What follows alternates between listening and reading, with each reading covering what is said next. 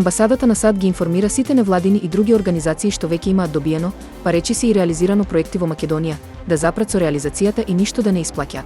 Во согласност со извршната наредба на новиот председател Доналд Трамп која замрзна странската помош за сите земји, освен за Израел и Египет на 90 дена. Ваквото барање беше студен туш за сите што веќе работат со амбасадата, бидејќи очекувањата беа дека наредбата ќе се однесува за новите проекти, а не за тековните. Голем пожар избувна во општинската зграда на 12 од Арондисман во Париз, а локалните медиуми објавија дека се стравува дека дел од покривната конструкција и кулата со јавниот часовник на зградата, изградена во средината на 19-тиот век, ќе пропадне. Пожарникарите биле повикани околу 3 часот по полноќ кога биле известени за пожарот, јавува весникот Фигаро.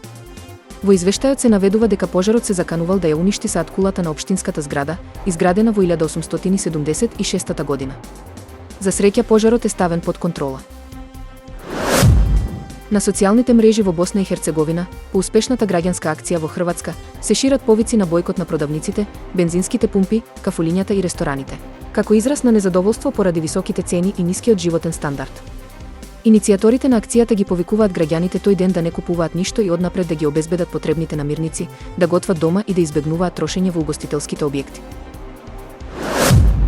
Во студијата која ја спроведоа британските научници, клинички ја одредија песната која најмногу релаксира.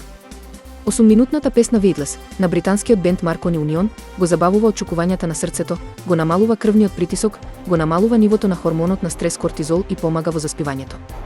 Меѓутоа, истовремено не се препорачува нејзино слушање во текот на возењето.